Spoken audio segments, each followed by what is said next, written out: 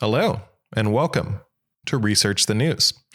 This week, as always, we have a fake sponsor since we're not large enough to have real sponsors yet. And this week, we are brought to you by the Revolutions podcast by Mike Duncan. He's the host of the show. If you've never heard the podcast before, it's really good. It goes through the history of some of the big historical revolutions, the American Revolution, French Revolution.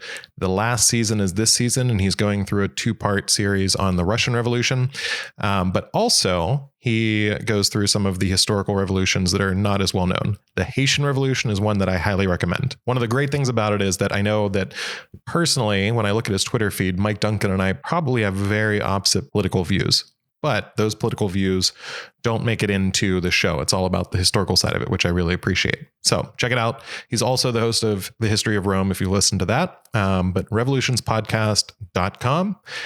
And this week, we're back with Research the News. All right, we're bringing Gretchen on. Gretchen, welcome again to Research the News. It is good. It is well. Things are well. I'm trying to be more, now that I'm a podcast mogul, I am trying to get better with my grammar. And we are both trying to get better with not saying which word, Gretchen? Like. So if you hear us say like on the show, feel free running to tally. Text We want to know. Yeah, we want to know. There was too many likes. We apologize for all of those in the previous. And I don't even want to say the word anymore. It's the L word. I think that's what we're going to say from now on.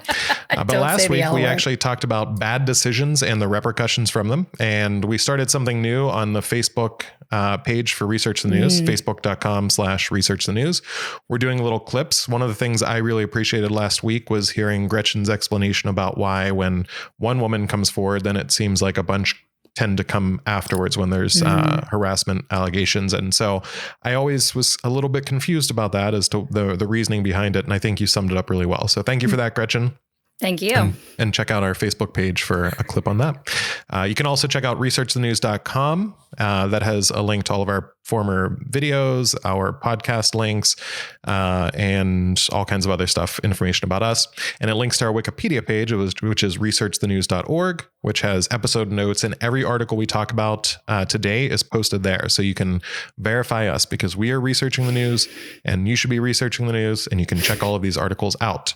We also have research the news research the news. We have all kinds. We, again, as a podcast mogul with dozens and dozens of listeners, we have, all kinds of pages. Dozens and dozens. All right. And sometimes we're actually going to bring on a guest this week. Caitlin is now joining us. Hello, Caitlin. Hi, everyone.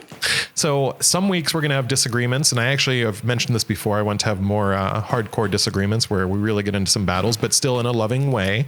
This week, we're probably going to learn something from Caitlin. So to give you a little background, we're talking about prison reform this week. And Caitlin and I actually spent some time in a Mexican prison together. So Caitlin, do you want to tell that story about how we spent time in a Mexican prison, or would you like me to tell it? I don't know. Are you ready to divulge what we did to end up in a Mexican prison? I will say there's a question on dating profiles you throw up there that you were in a Mexican prison. You get a lot of questions. It's a great conversation starter. I think it's probably, in hindsight, a lot of people swiped left on me from that, but it's a good opening line. We actually were in Mexico to build a medical center, and there was about 30 of us on the trip total. Yeah, I'd say so. Yeah. And they asked us if we wanted to go tour a prison, and 3 of us went. Everyone else was kind of afraid to go. And I ended up playing some basketball there with the inmates, and we had a really good time. I loved it. I thought it was a really cool experience. Yeah, it was great. And we were just in an open area with them too. It wasn't, we didn't see them in their cells. I think we were just sitting outside and talking and learning Spanish. I think we were trying to improve our Spanish. Yeah. Well, I was trying to learn Spanish. You actually knew some. I knew none. I took 2 years of French in high school, and I still know no French. So, but yeah, it was a very interesting experience. We got to learn more about what Mexican prisons were like, and I'm not sure if that led into your choice of careers. But every week we play "What's Your Bias?" We talk about some of the biases we have going into a conversation, and I think that's a good time for you to explain to the listeners why we talked to you about being on the show this week. What your experience in the prison system is. Yeah, great. Thank you. So my background, my undergrad was in sociology. And so I did some studying about prisons and always found them interesting, but did not at the time think that that was going to be my career. I did some other social work for a while and then ended up going to seminary, which is a different story in itself. But it was through my time at seminary that I had the opportunity to go visit a jail. And this was after we had gone to the Mexican prison, but this was our local jail. And on the same day, I was interviewing for potential field education experiences. And one of those was in the jail as well. And I will tell you that the moment I stepped into the jail, I thought, this is why I'm in seminary. Wow. I can't explain it, except it just felt like it was the place I was meant to be. So not also something you hear from people a lot. No, not often, I stepped into a jail and that's where I wanted to be. I had a job that I want them to no longer need, a job that I loved but wish did not exist. So I started as an intern with the Foundation of Hope and was a volunteer there for 3 years. And then I became the director of the pre-release program, which is a rehabilitative program within Allegheny County Jail. And just left there this past summer to take on a call as a solo pastor. So my bias is that I am certainly liberal leaning, although I tend to tell people that I'm sort of conservative in my own personal views and liberal in my social views, what I want for others and the government. But I will say that working in the jail, instead of pushing me further in one direction, I think it opened up to me a lot more of the concept of nuance and how much more complicated every issue really is. And that was something that was surprising to me. So maybe my problem for being on your show is that my bias is I'm going to see too many sides of each issue.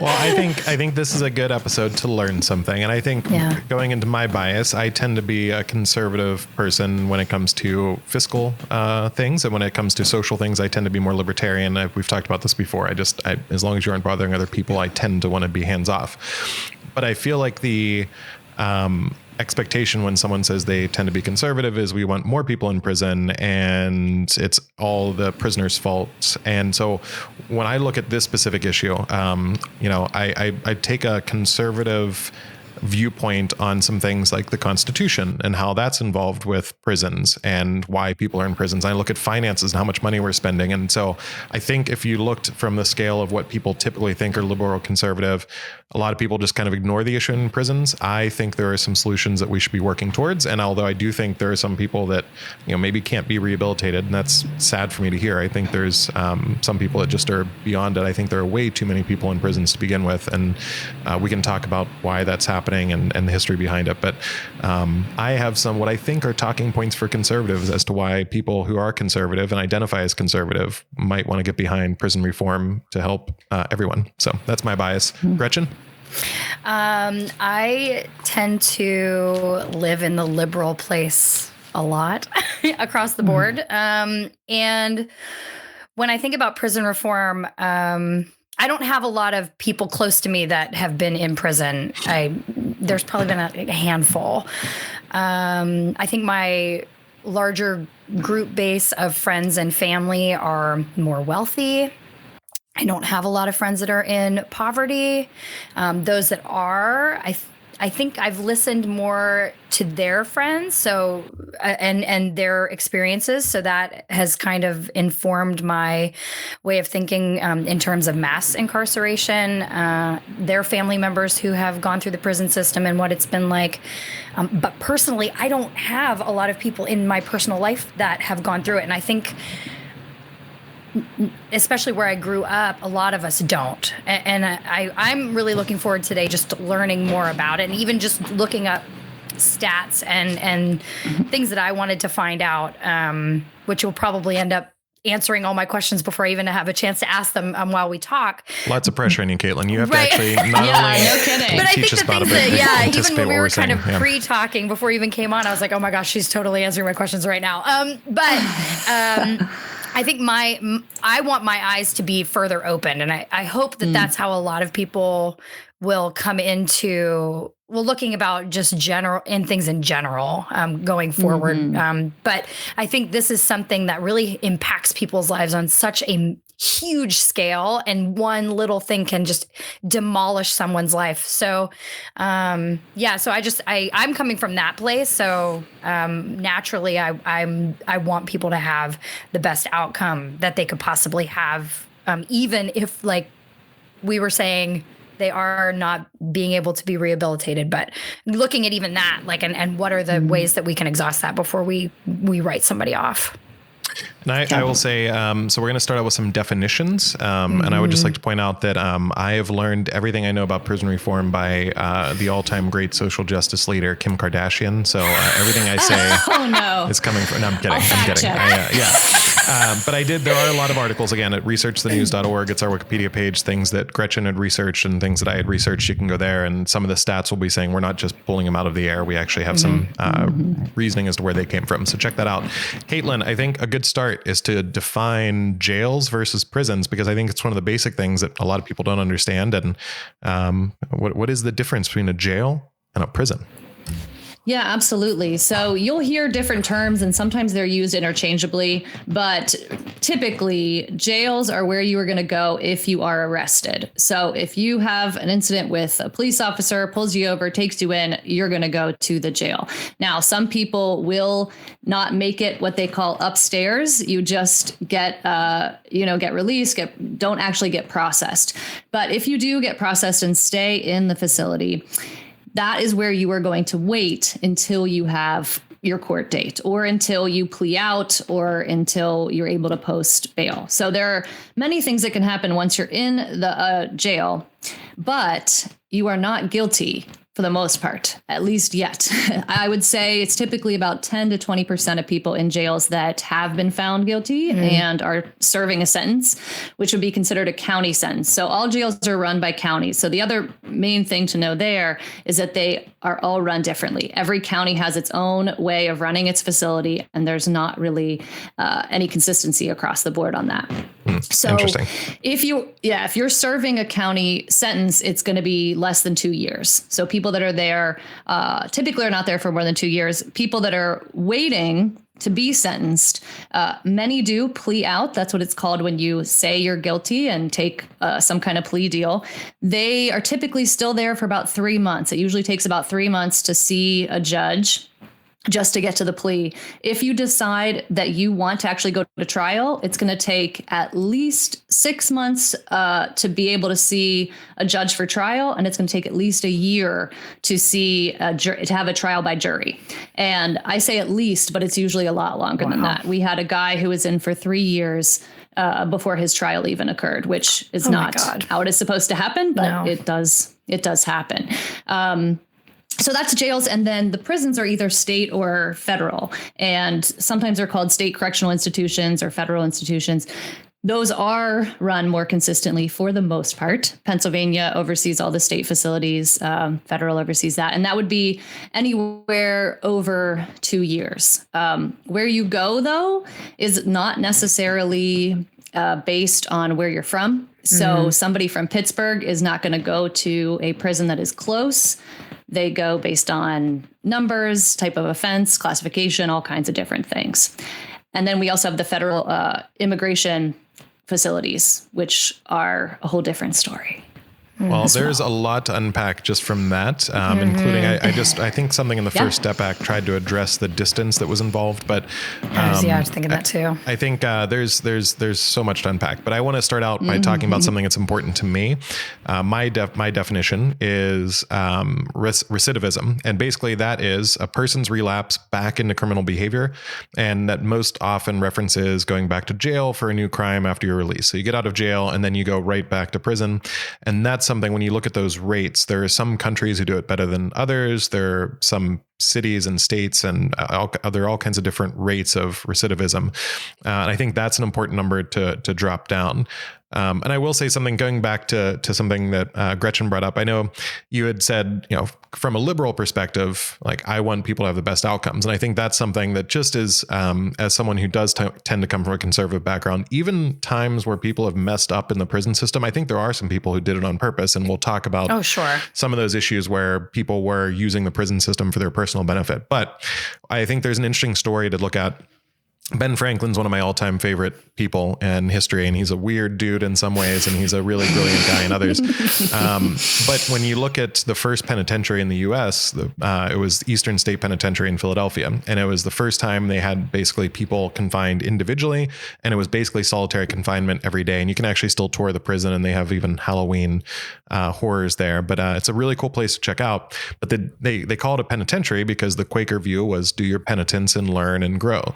Now, putting someone in solitary confinement for basically 23 hours a day, I think it was, in hindsight, with history behind us, we go, okay, that's not really a great way to make people change their ways. But the intent was actually good. Not all intent is good when it comes to the prison system. Not all of the intent is good in a lot of things. But I think that's something to look through the lens of not everything that's bad in the system was done purposely wrong. But we have to look at, okay, is it time to change it? That's something I'm big on. And I think, again, from a conservative perspective, we should be saying, okay, if it doesn't work, let's just not keep doing it. Let's reassess and see if it's beneficial. And if not, let's change it and make it better. So, and the goal is to get people who leave prison to be able to be beneficial members of society and have the opportunity to change, or in the first place, not actually going to prison to begin with. So now that we have that down, Caitlin, can I make a correction? Oh, yes. Go ahead. Hit me. A quick correction. So, or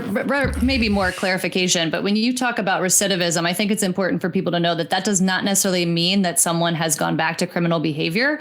Recidivism can be measured by reincarceration, which means they were going back to jail. It could be reoffending, which means they did commit another offense. But more often than not, it is parole violations. I was just going to say, There's something in Allegheny County Jail, almost half of the people that were there, at least pre-COVID. When COVID came, they released a lot of people with more minor things. So that may have changed the numbers. But at least pre-COVID, about half of the people were there for parole violations. And that could be not reporting, and sometimes that's purposeful. But again, talking about intent, sometimes it's you can't get a bus where you need to go, or you can't get away from your job. Maybe people didn't send in their new address. So a lot of times it is not necessarily that someone has gone back to crime. It is that they're back in the system. Gotcha. All right. Well, good clarification.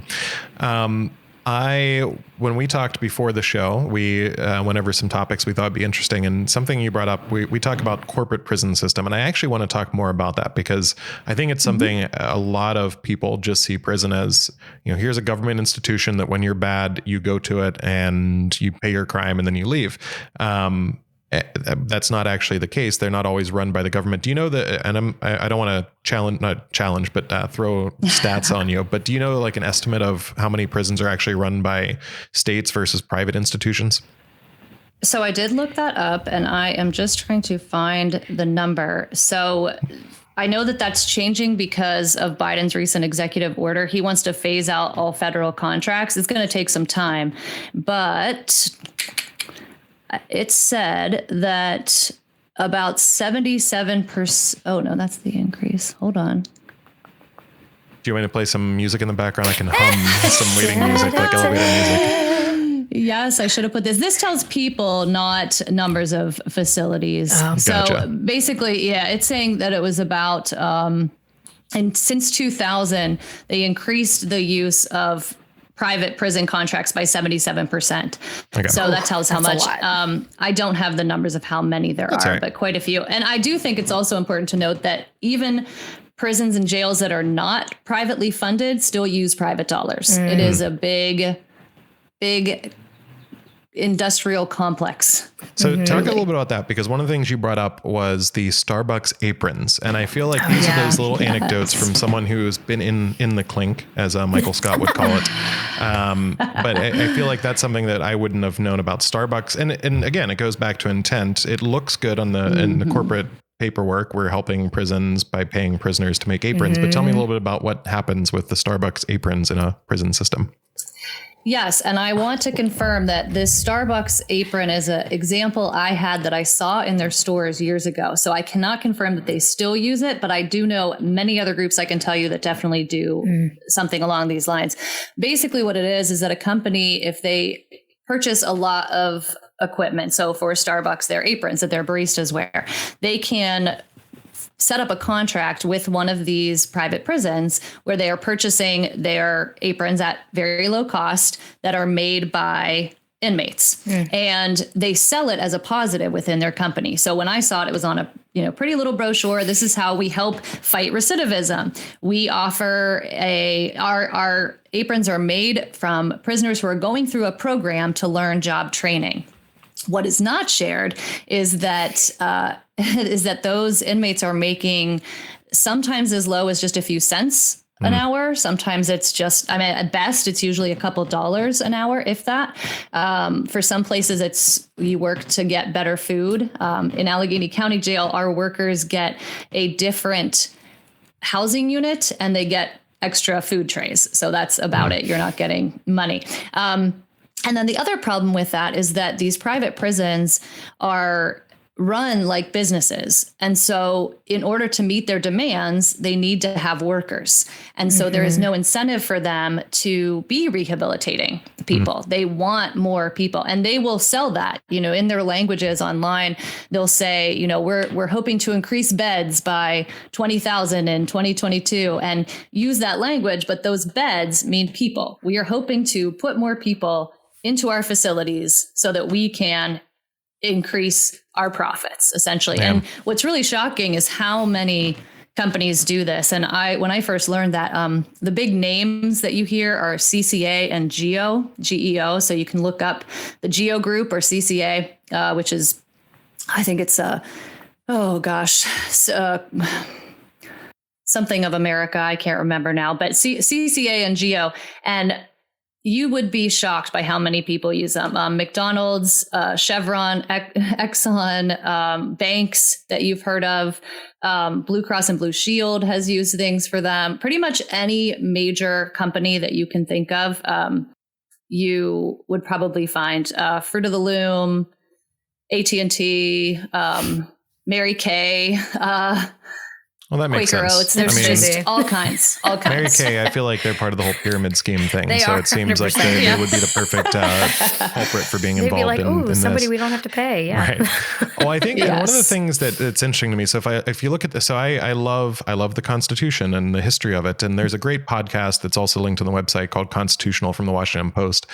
And there was an episode there about the 13th Amendment. And I'm just going to read this real quick here. The 13th Amendment said neither slavery nor involuntary servitude except, just to be clear, this is the one that freed the slaves, except as a punishment for crime whereof the party shall have been duly convicted shall exist within the United States or any place subject to their jurisdiction.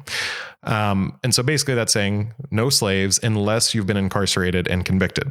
Now, I think that initially there was a lot worse things happening than just Starbucks. That is not minimizing Starbucks at all. But when you look at things like the Parchman Farm, it's also linked on our webpage. It's actually, they tell the story in this Constitutional podcast.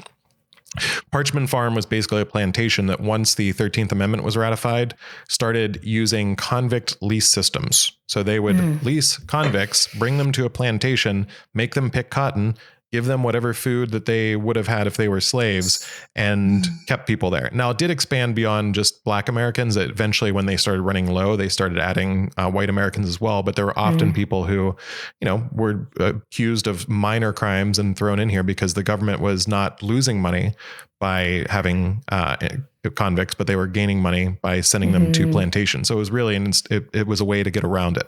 Incentive, when I see things like Starbucks, I actually would be all for a system like Starbucks and them making money and helping prisoners if they were doing it in a way that led to something that was worthwhile after prison and something that actually changed lives. And is there anything that you know of that you've seen that's a program in our prisons in the US that has been something that's helped that, whether it's with a corporate partner or otherwise, just something that's helped learn life skills or job skills or something that can get people out of that cycle? Yeah, it's tough because I agree with you. I think that the reason it works and so many companies are sold by it, not just for saving money, but those that really, I think, have good intentions, as you mentioned earlier. We want to be able to help and make a difference. And it sounds like you are. But even inmates who have learned the skill of sewing while in jail are really hesitant to put that on applications. A job in a jail doesn't translate quite the same way. Now, sometimes that's us as a society that needs to change. We need to be willing to actually see that as a skill. But there are places that do it better.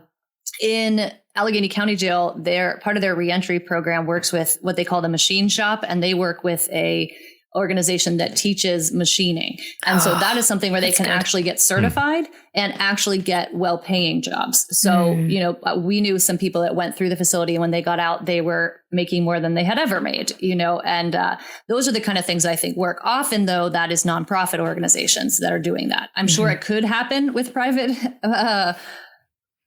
funded organizations, but I have not seen that. Although I am just here at Allegheny County Jail. What is surprising to me, and was surprising to me when I first got in, is how little rehabilitation there is.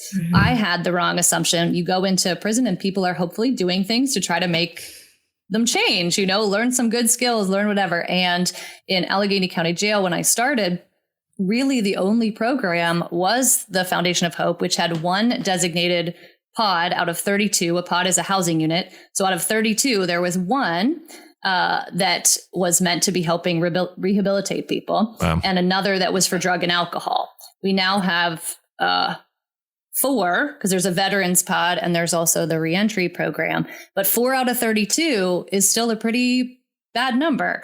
And most people are in there playing cards, watching TV, not a lot else. Yeah. And I think that's something, we look at a place, one thing that I have a problem with when we look at politics in general is often we compare ourselves to places like, Denmark for healthcare. And it's like, okay, well, when you're comparing healthcare, you're comparing 330 million people who are widely varied in their demographics with a country with like 2 million people. So when I make this assessment, just know that when it's a country that's a lot smaller than us, and they don't have as much of high as an incarceration rate, but Norway has the Norwegian model. And I watched a documentary about how they really spend time to rehabilitate. What do you think? It's tough because as someone, I think when you look at our prison system, again, talking about fiscal conservatism, we spend anywhere, their estimates are $80 to $182 billion a year on prisons throughout the US. So my mindset goes to, I think we can probably spend that more wisely and hopefully cut down the incarceration or the recidivism rate, which on a side note is one of the hardest words I've ever tried to pronounce. And I feel like every time I say it, I'm about to mess it up. But recidivism. Every time I read it, my brain does cartwheels. Yeah, it's difficult. I'm so glad I've got through it so far. But about half of that money goes to staff. So it's really a giant lobby as well with this prison system. So it's not just the corporations making money, but half of that money is estimated to go to staff. And on top of that, that doesn't include things like, I think we spend $50 billion a year on the war on drugs. And if you're a longtime listener, you know my love for Tupac, and what he says in his song is, you got a war on poverty.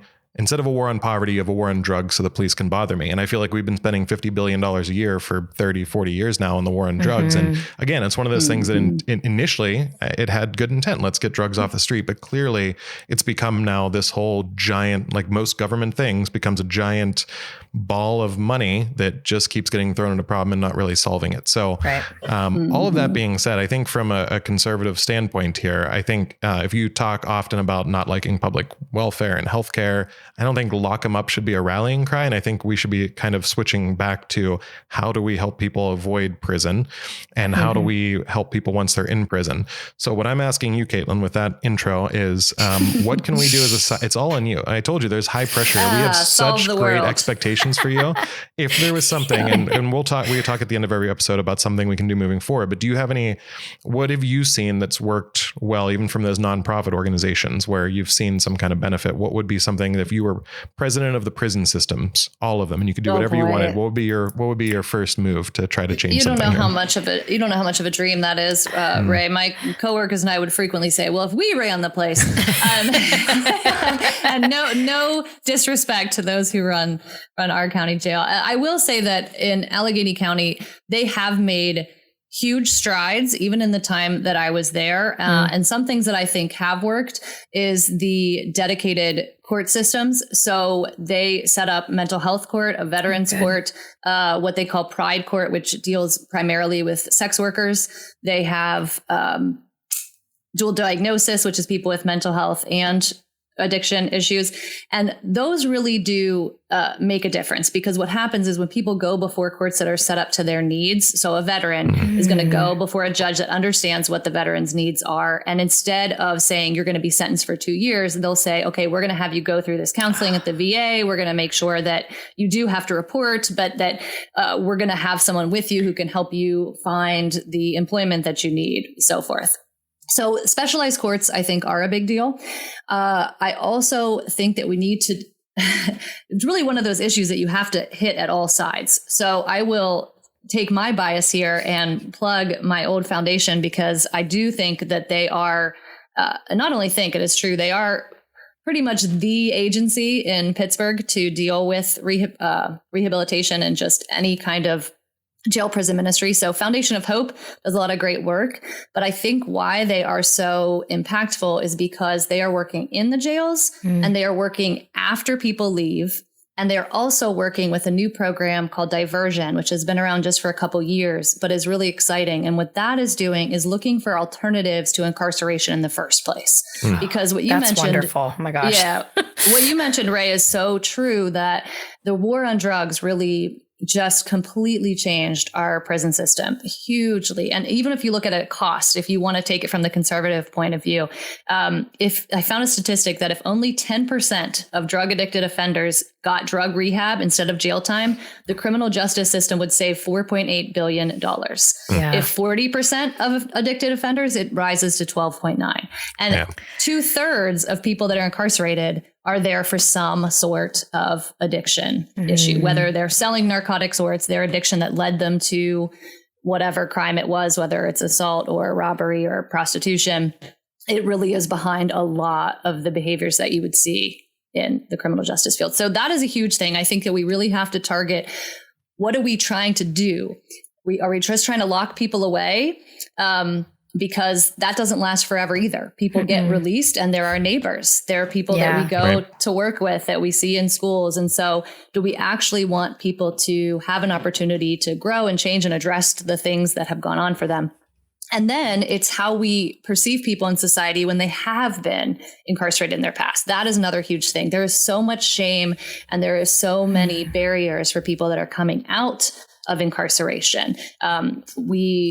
Thankfully, Pennsylvania passed a ban the box ballot a while ago, which was you had to check a box on your application. You know, have you ever been not just incarcerated, but have you ever committed a felony? And some people would just see that and not even interview. But often when you go to the interview stage with someone, they can tell you their story of how they have changed and why they were there and what they've learned and how long ago it was and all of those different things. People lose their driver's license when they've been in there. That prohibits people from going to work. So there are all these barriers that we need to be able to address as well. I'll save my one for the end, but that can be a start for you. Well, I think that's a good start. Some of the things to change. I think this is something I want to talk to you about a little bit deeper, because I have some conflicted feelings about what you said. I think in general, I agree. But when it talks about even the ban the box, I think that really helps people who are in jail. But knowing from personal experience, good friends of mine who were in jail and were addicted, and things that happened to both myself and friends of mine, seeing firsthand what happens when they relapse.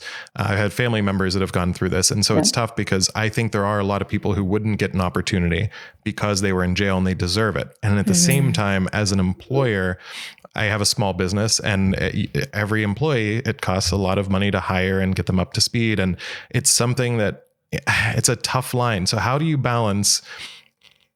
I agree that helps the felons and it's good, but also how do you balance the needs of people to know who they're hiring? Because is there a system where maybe it's certain degrees of crimes that you have to announce? Because felonies could be all I don't know. I don't know how you handle this, but that's something where I go, okay, I hear the motivation behind it is good, but then on the opposite side, what happens to those employers if the relapse happens? And you don't want to assume the worst, but from personal experience, it's the worst has happened several times with people in my life.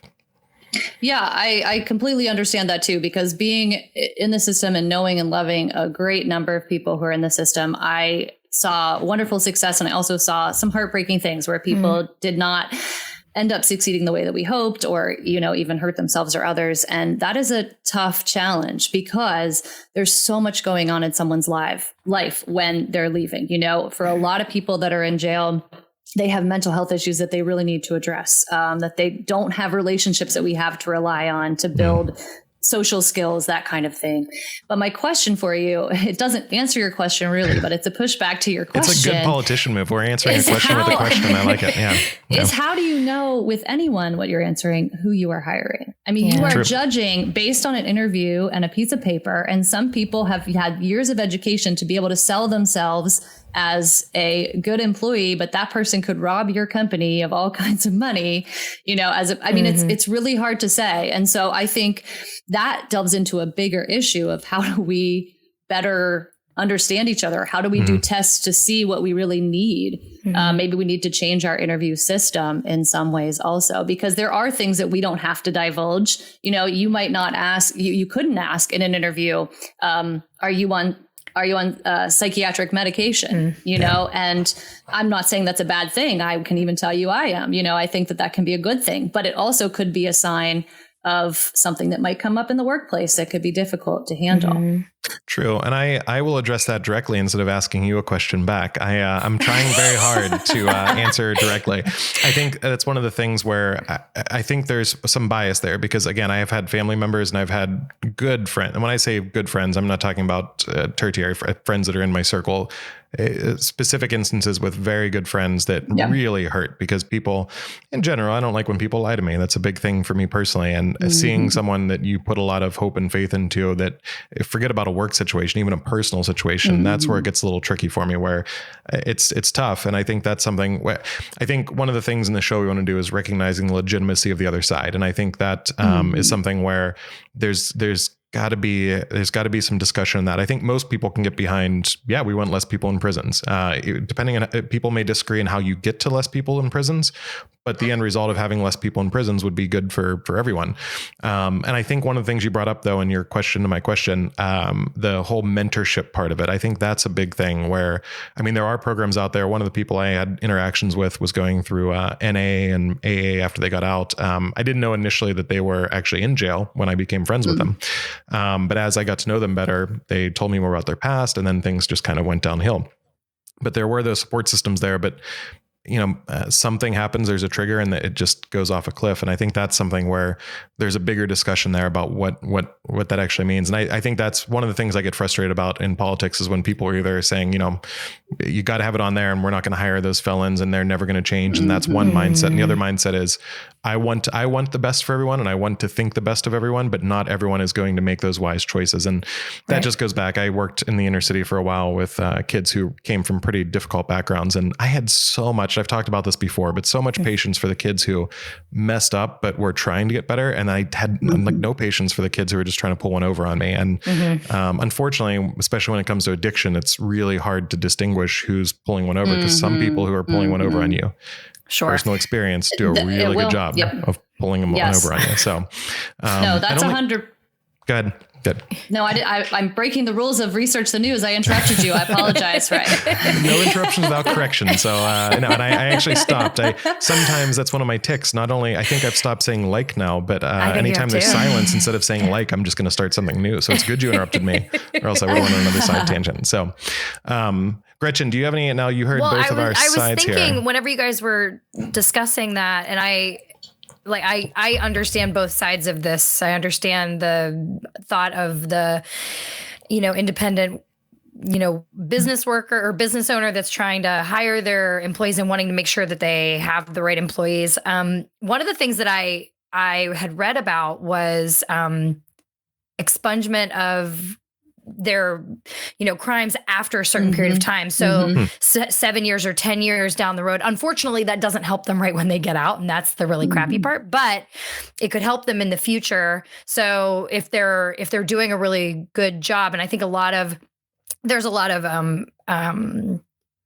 social groups online that when I was doing all my research, they're calling for these Congress and state governments to expand expungements and even looking at sealings for sealing records so that people aren't constantly being hurt by a bad decision that they made, especially if they're going through a good behavior, right? So if they've come out and they're being a productive member of society, that they're not being held responsible for something they did a long, long time ago, whenever it doesn't. Well, I think that, sorry, I'm going to just real quick here. That's something I can definitely get behind. I think that oftentimes we talked about this with the cancel culture episode. You get in trouble for something you said 30 years ago. And I think this goes along the same way. And the principle is the same here. If you've done your time, and that goes, I mean, we already have that for, credit reports. I think it's 7 or 8 years. Then you get that expunged from your record if you did something in the past. And I mean, clearly if it's murder, I feel like that should be on there for time or something with children. But in general, if it's a minor crime, I could definitely see an expungement. So that's actually, I think that's a really good, very good point. And Caitlin, do you have any thoughts on that specifically? I have so many thoughts. I'm all over the place. I can talk about this stuff for days and weeks and years. Well, good. Everyone watching, buckle in for a 7-hour episode. So. No, just, call me later. We'll flash my cell phone. Not really. But I mean, this is where I can admit my bias as well. I mean, I come from the place, being a pastor also, what you both said is completely true. Nobody wants to be judged for your worst moment, right? If we all had to write the worst thing we've ever done on a job application, imagine those interviews. I would never get a job. Ray would have never hired me. Caitlin knew me in my early 20s, so I was, I'm sure you have a list that probably could get me canceled right now. So no.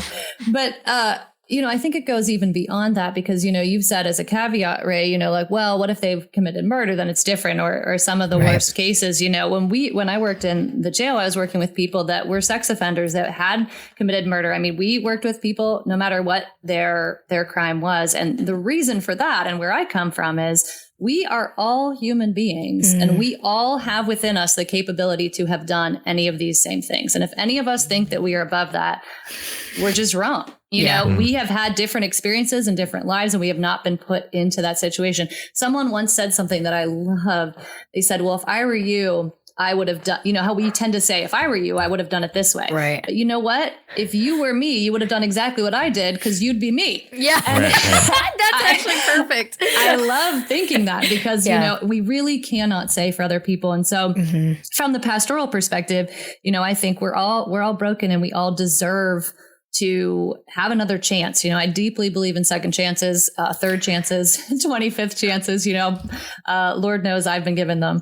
So I think what is also important to remember, as I said before, is no matter who the person is, really, even sometimes for things like sex offenses and murders, they're coming back out. We want people to come back out as healthier, more whole people. And so a big part of the work, too, is not seeing it when somebody's incarcerated as you have to suffer this time.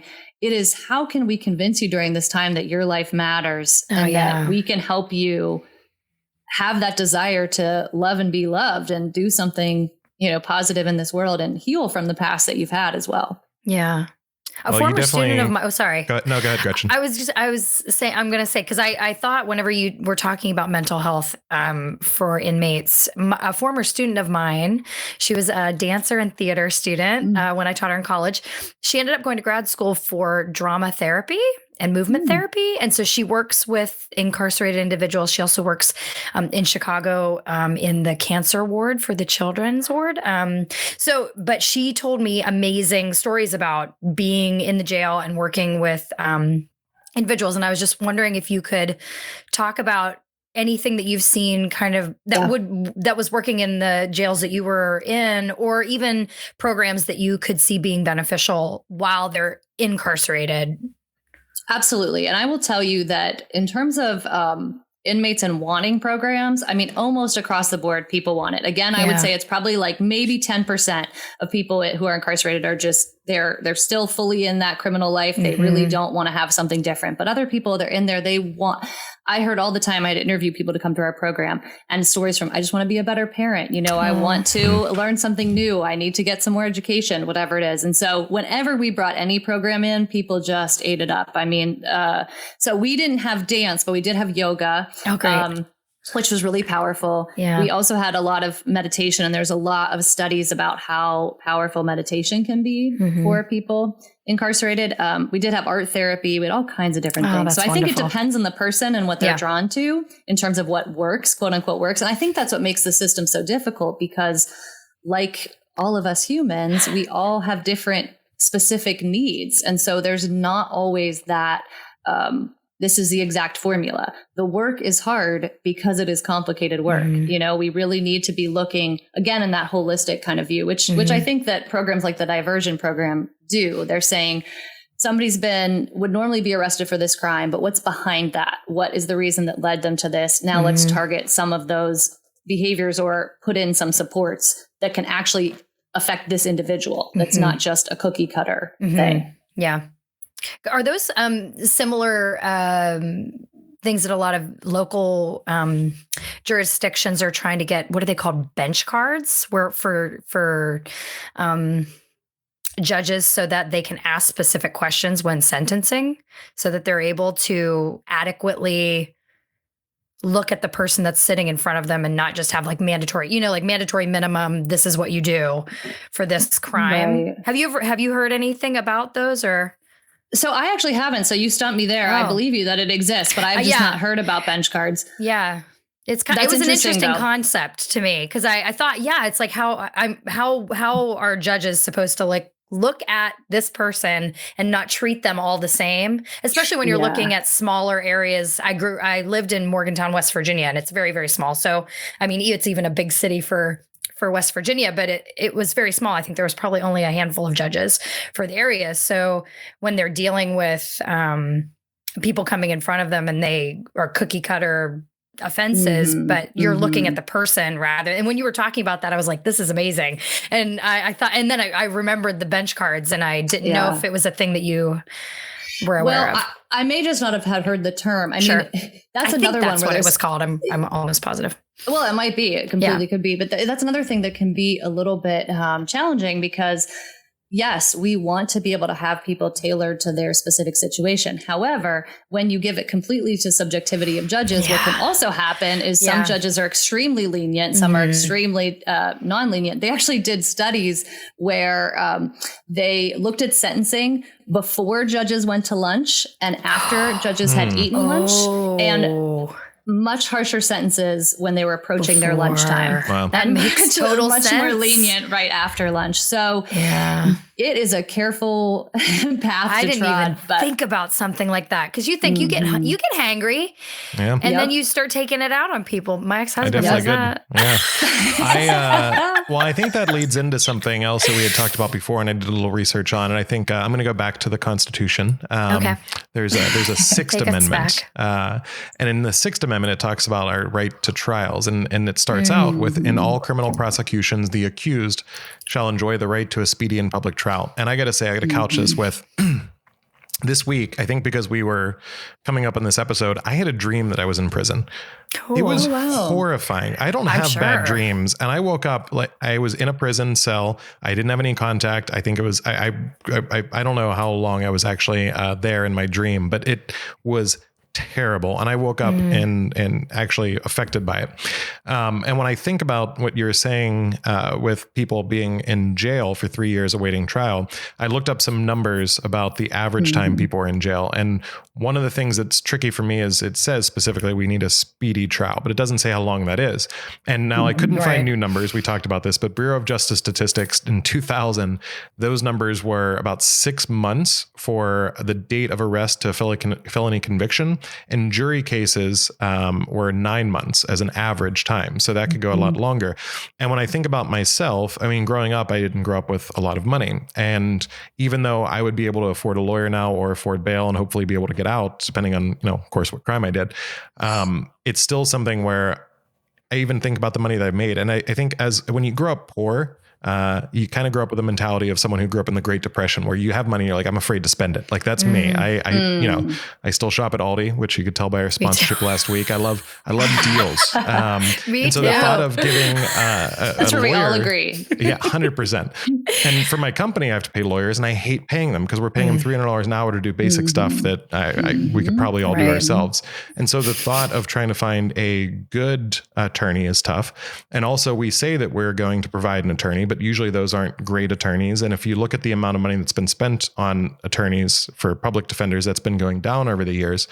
So to me, that's something, again, as someone who is a conservative person and who does really enjoy the fact that we have this Constitution, which gives us all these rights, it's something we should be fighting for, is the fact that these trials should be speedy. And hopefully, again, I think there's a balance here where if we start maybe weaning off of the war on drugs and starting to tame that monster, we can put more of that money into things like public defenders, which then keeps people out of jail, which then we don't have to spend money on all those expenses, and it wouldn't go in their record. So I think there's a lot of things here that can kind of come together. But you had shocked me with that. What was it? 3 years someone waited from the time they were convicted. That's insane. Is that typically because they just can't afford bail? Is that why they're in jail that long? That was a special situation. They waited for a jury trial, which lasts, usually it can be around a year. I think theirs was a little longer, but then they ended up having a mistrial. So that's why theirs ended up being so long. So it was, and they don't go home after the mistrial. They stay in jail.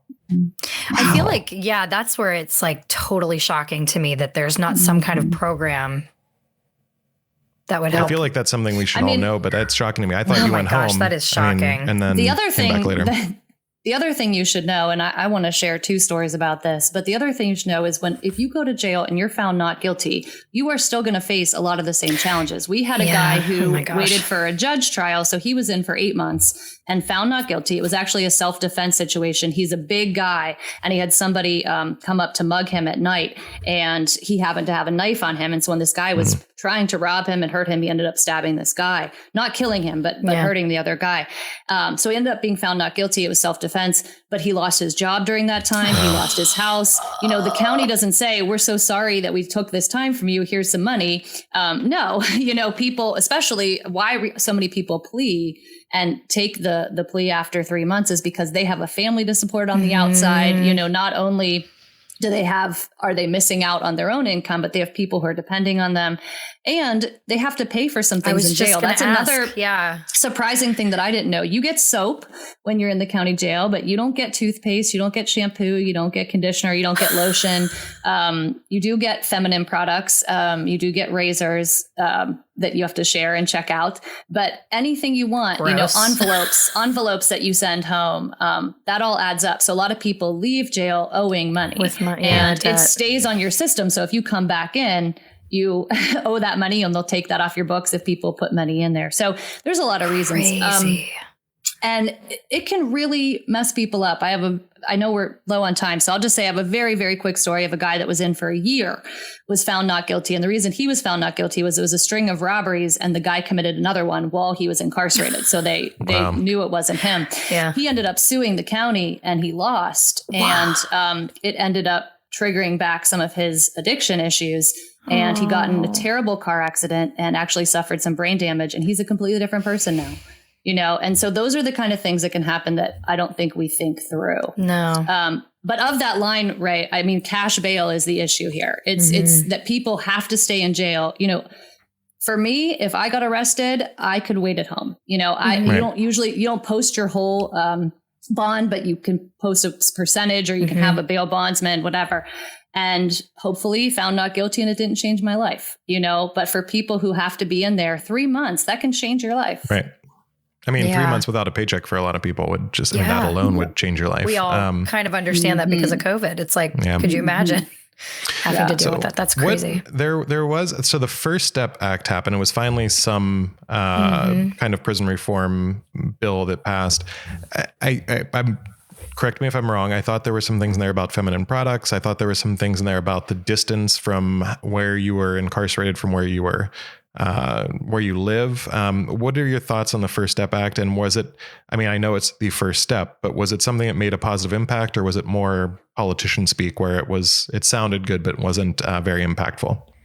So unfortunately, that is one, Ray, I did not look up before this. So it's because I'm caught up in different acts and different things, I can't say as much. But if small changes do make a difference. I mean, I will say that even if they are small changes, they make a huge difference for people who are incarcerated. You know, to not have feminine products. I mean, that's something maybe only women can understand, but that's a huge. I was actually shocked by that. I did not know that was a thing. And I think one of the things that they talked about in the First Step Act, where something that was surprising to me, was that they stopped shackling women who are pregnant to a table when they're giving birth. And I mean, as a man, I'm so glad that I never have to experience that pain of childbirth. And I'm sure it's a very vulnerable moment. And to be shackled while I was doing it, that just, I mean, I don't know if they expected women to run during that time. I don't know what the whole motivation was, but. Basically, if you have any medical issue while you're in jail, if it's very minor, it can be treated at a clinic, but typically they're going to transfer you to a hospital. And the entire time you're in the hospital, you will be shackled to a bed and you will have guards by your door. So that is typical, unfortunately. Yeah. But I would say that the big thing is really to advocate for ending cash bail. And we actually in Allegheny County, our county jail is run by what's called a jail oversight board. And this is a tip for anybody listening. If you're interested in this, anyone is allowed to attend jail oversight board meetings. Any person in the world can go and attend. And so you can learn about things. You can help advocate for things. That is the best place to bring concerns. If you shout outside of the jail, that honestly doesn't help anybody. And sometimes it hurts the prisoners because they will get locked down during a protest. And so they'll be, but if you go to jail oversight board meetings, you can make a difference. And our current board president, the head of the board, Judge Kim Clark, she actually ordered magistrate judges to stop using cash bail in December. Some have stopped, but not all. And so the hope is that we can get something to really make that happen. It's an important thing, I think, to advocate for. Actually, one of my questions was going to be to ask, like, how can we create change? How can we get involved? And I think the cash bail and going to the bail oversight meetings is... Jail oversight board. Jail oversight board. Yeah, if you look up Allegheny County Jail Oversight Board, you'll see the information on it. But Jail Oversight Board, the job. Oversight. That's a great acronym. So, Caitlin, this has been really interesting. I feel like we could go on for another couple hours, and we may have to have you back at some point. But I apologize that I've turned into a dark space. For anyone listening and not seeing, it's completely dark behind me. She looks like she's in her closet. It's great. I was going to point that out towards the end here. It's getting progressively more creepy, where you just kind of have the whole background shaking out. I honestly didn't know that my light was not on when I came in this room because of how sunny it was. And then as the podcast went on, I'm like, it's too late. It's too late. Too late. And now you're starting to fall asleep. So we have to end the podcast. So I will say though, so I think again, just covering my talking points, I think that that's something where it is a passion. I wish more people were talking about this. And I think I wish it was less politicized, because I do think there are a lot of issues where people on the left and right can come together. And I think at the core of it, I was talking to someone today, we're having an episode next week about Asian hate. And I was talking to someone who is Asian, and we were talking about the different pipes that you get to some places. And it's like using a water park where you have all these different tubes that go down, but you end up in the same water pit. So we may have different ways of getting there, but I think there's really some room to come together. And I think anytime you can get Donald Trump, Lil Wayne, and Kim Kardashian in a room and have them agree on something and pass a bill that, that was a bill that the Democrats tried to get through. I think that's something there's a hunger for on all sides from a lot of people. And I hope that we can look past the whole mentality that the left or the right are both evil, and, anyone in jail is never going to be redeemed. And flip side of that, anyone who wants to keep jail systems are terrible and we should abolish them all. I think all of those things are the extremist views, but at the core, there's a lot of things we can come together on. And what I learned this week, I think in general, we need more life skills. And I agree. I think that's important in the school system. As someone who grew up with mentors that helped keep me out of jail and get me out of poverty, I think that's so important. So I think I am leaving here and I want to explore more options for the life skills programs. And the expungement thing we talked about, I think that's also important because you got to give people a chance. And I'm all for having an expungement. And we may disagree on, murder is still one. If I'm hiring someone who's a murderer, no matter what the case is, I would like to hear about it. And maybe you disagree, Caitlin, but at the core, at least the base level, the minor crimes, we can agree that there should be an expungement. All that being said, I will say that the thing I appreciate most about the conversation here is when you said your life matters to these people that were in prison, and we got to tell people your life matters. And I think that's so important because whether they committed a terrible crime or not, the hope is, I do personally think there are some people that can't be rehabilitated for whatever reason, but every person should be treated like they can be rehabilitated and their life should matter. And I love Mr. Rogers, and I feel like that was a very Mr. Rogers quote. And I'm glad you're in the pastoral mindset of a Mr. Rogers pastoral care. So that is what I learned. And Gretchen, was there something big that stuck out to you? You took all the words out of my mouth. I feel like I've learned so much. I could probably talk for a whole other hour. Everything I learned from you. I think because I didn't have a lot of people in my life that have been through it, I just, my eyes are opened a little bit more to what people really experience when they're there and then when they get out. I mean, my imagination just from watching cop dramas, like I love Law and Order, cannot watch SVU, can't do it. But I mean, I think it was the Hollywood version of, but it doesn't seem like it's that far off. I feel like they probably did it justice, but yeah, I keep going back to everybody does really matter. And even if there are a few people who slip through the cracks, I mean, that sounds crazy to say out loud, but giving people the benefit of the doubt and helping people as much as we can and giving them all of the opportunities to make their lives better when they get out is really what and that's where my bias comes in. Cause I want, it's like sunshine and rainbows. I just want everybody to have the most wonderful life they can have, cause it's so short and we only have this short amount of time. So for people to be put away for as long as they are for the silliest and stupidest things, when they shouldn't be, is really where my worry is for a lot of people. So, but I feel like all of your insight has made me feel a little bit more hopeful about maybe the direction that we could be going. And I think that a lot of people are talking about it. I mean, I was even talking, I didn't tell Ray this. I was talking to my neighbor. She and I walk dogs together and she's very conservative. And I was asking her how she felt about it. And we really do have the same thoughts. It's like more people are in jail than need to be.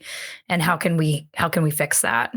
This is where the people have to come together. And I think going back to your mindset there, I think, again, as a conservative person, guilty or innocent until proven guilty, that's what we should be focused on, whether that's in personal lives, whether that's tweets from 30 years ago, whatever it is, innocent until proven guilty.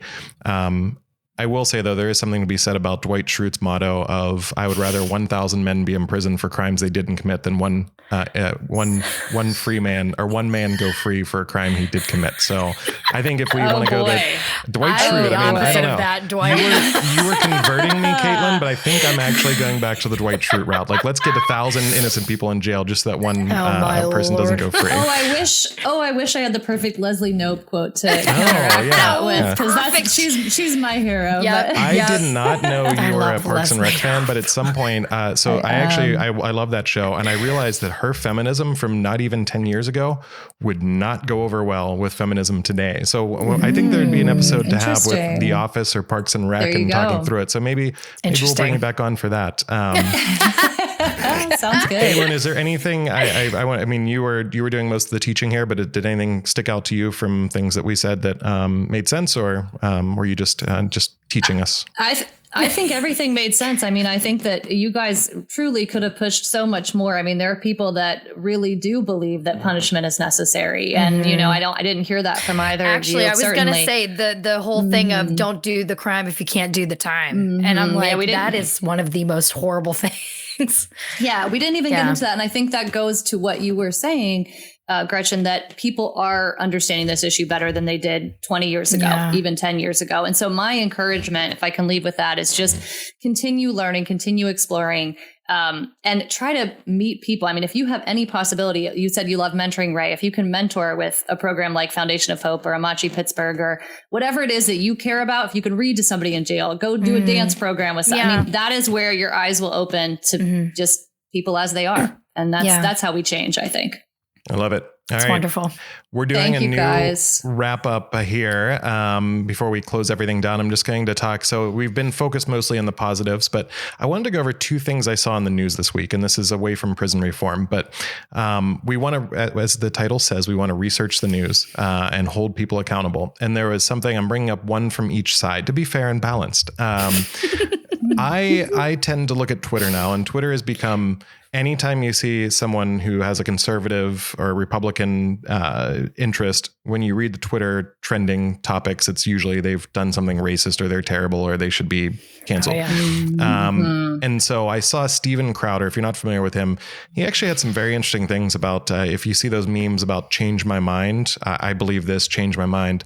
And there were some good discussions that he had with people who totally disagreed with him about things like abortion, things like prison reform, all of this, these topics. What I never want us to do, and this is a plea to both you two, the audience, everyone around me. I saw that he was trending this week as a racist, and my assumption is, unfortunately, okay, was it like racist or was it just something that's being put on him?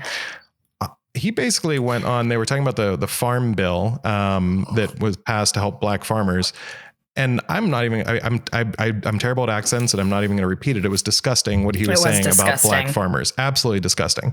And I was like, wow, that actually really is racist. And I hope this show is meant to hopefully bring people with different opinions together. And we want to have difficult discussions, but I never, if we either Gretchen really does go down the Antifa route, or I go the hardcore far right, I'm just going to say things to cause trouble. Please call us out on it because it's terrible. That is terrible. And on the flip side, the liberal side of the media, this week, I just saw something that was really interesting. We just talked about Andrew Cuomo last week, and Joe Biden was being interviewed by George Stephanopoulos. And I want hard questions for all of our presidents. I wanted them for Donald Trump. I wanted them from Barack Obama. I wanted them from George Bush. I want people to ask difficult questions. And they were asking Biden about Andrew Cuomo. And he said that he should be investigated. He should have due process, but all women should be believed. And I don't know why our news media wouldn't follow up with, what about Tara Reid? And what are your why wasn't she believed? And why was she pushed aside? Because she came out with credible accusations. They were as credible as a lot of the accusations came out. And we never addressed it. So I can't change that, unfortunately. But as viewers, I would challenge you to start looking into some of the things that the media doesn't cover. And if you're a Fox News viewer and you're watching interviews with Donald Trump, I would also encourage you to look up what he actually says behind the scenes. There's no accountability when we tend to have politicians who are on the right go on Fox News and politicians on the left go on CNN, MSNBC, and there's no hard questions. And that's probably the thing I miss the most about journalism. So Steven Crowder, I'm saying it now, you're canceled in my mind. I was so disgusted by that. And Joe Biden, I hope someone asks you hard questions every now and then. I really hope the media does that. So that's my bad media of the week. And we want to end on a good thing. So we talked about the good thing we want to talk about, and we're going to give this one to Gretchen. Gretchen, what's your good news of the week? I had a really sore arm yesterday because from working out. Are you humble bragging again? I don't do that again. I don't do that hardly anymore. No, I got the COVID shot. I got my first shot. Nice. I got the Pfizer shot on Friday. I am a teacher, and so I was able to get in. I had to drive an hour and a half to get the shot, but it had a little bit of pain, but I was a little tired that night, and that was about it. That's good. I did some research on the COVID shot. I wondered why you needed 2 shots. And apparently the first one is a more mild version. Yes. And if you react badly to that one, then the second one's probably going to be a little worse. But if you don't react poorly, then you might actually be totally fine because you're already building up antibodies. And by the second one, you should be okay. Good to go. Congrats Fingers on that. crossed. Can we just I feel like West Virginia is the country or the state that gets just dumped on all the time. Yeah. Can we just give a shout out to how well West Virginia is doing? Because I know you're from West Virginia. Yeah, I lived in West Virginia for about 12 years, and all of my friends, they're into what is it? They're 16% now vaccinated. So they are literally killing it. They are taking care of business. And so I was really excited to get it because Pennsylvania is such a huge state. So it is very, very hard to get on a list right now. Well, congratulations. It's very hard to get in. Thank you. All right, so that's the good news, and good news to anyone in West Virginia because you have a ton of vaccine available. Next week, we're going to be talking, I mentioned this already, about Asian hate, and it's going to be a pretty, I don't want to spoil the person we have in the show. I want him to be able to talk about his background, but he has a very interesting background with some very unique perspectives on what's happening now with the Asian hate that's going on. With that being said, please feel free to share this podcast. Like I said, check out researchthenews.com.org, researchthe.news, Facebook research. There's so many ways for you to go share what we're doing here. So we can, eventually, right now I'm seeing there's a few live viewers, which is nice. We have a very core group of people that are following us, and we want other people to hear Caitlin's story and see that there are still Mr. Rogers pastors out there. So I think that's an important thing for society. But feel free to share us, subscribe to us on all of the major podcast sites. This is going up for those watching live on the podcast tomorrow morning. And that's all I have. Do you guys have anything else before we close out? Thank you, Caitlin, so much for being here. No, I just want to say I appreciate what you do, because I think part of this work to do good in the world is to have these kind of conversations with people that disagree. So I'm so thankful that you guys are doing that. And I think that's the kind of stuff that can hopefully lead to changes in our criminal justice system as well. Really trying to understand one another. Awesome. Well, I'm glad after all these years, my true conservative beliefs come out, and you don't hate me. We had a good conversation. So thank you, Caitlin. That's right. All right. Well, we'll look forward to catching up with you next week, and we will be inviting Caitlin back on at some point. I don't know whether she'll accept, but we are going to invite her back on. So hopefully we'll talk with her again soon. But thanks again for listening. And that was Research the News.